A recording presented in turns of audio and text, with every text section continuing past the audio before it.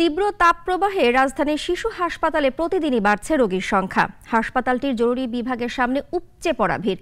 চাপ সামলাতে হিমশিম অবস্থা চিকিৎসকদের।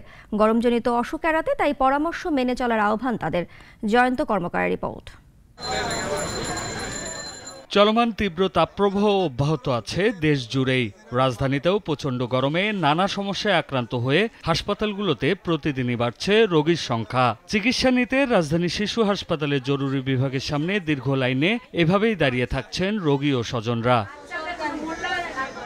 তীব্র গরমের কারণে জ্বর, নিউমোনিয়া সহ নানা রোগে আক্রান্ত হচ্ছে শিশুরা। বাচ্চার আজ 3 দিন থেকে গায়ে জ্বর, 3-4 দিন থেকে কিছু খায় না, যে খাবারে দেখালে বমি করে ফালায়, দাঁড়াবার মানে কিচ্ছুই না, মানে শক্তি নাই কে শরীরে বলতে একদম। বাচ্চার জ্বর আজকে 1 সপ্তাহ ধরে জ্বর, ঠান্ডা, কাশি, খালি অস্থির করে। চিকিৎসকরা বলছেন টানা গরমে হাসপাতালে জ্বর, diarrhoea, pneumonia, typhoid, heat stroke সহ গরমজনিত বিভিন্ন রোগে আক্রান্ত রোগীর সংখ্যা বাড়ছে। গরমে শিশুরা অসুস্থ হয়ে হাসপাতালে চিকিৎসা নিতে আসছে। গরমের সময় ম্যাক্সিমাম এই রোগীটা আসতেছে সর্দি, কাশি, ঠান্ডা, গলা ব্যথা, এগুলো নিয়ে আসতেছে। হাঁপানিটাও বাড়ছে, স্কিন ডিজিজও কিছু বাড়ছে, স্পেশালি টনসিলাইটিসটা বাড়ছে আমাদের, আর নিউমোনিয়া রোগীটা আমাদের বাড়ছে। গরমজনিত অসুখ থেকে রক্ষা পেতে বিভিন্ন নিয়ম মেনে চলার পরামর্শ দেন চিকিৎসকরা।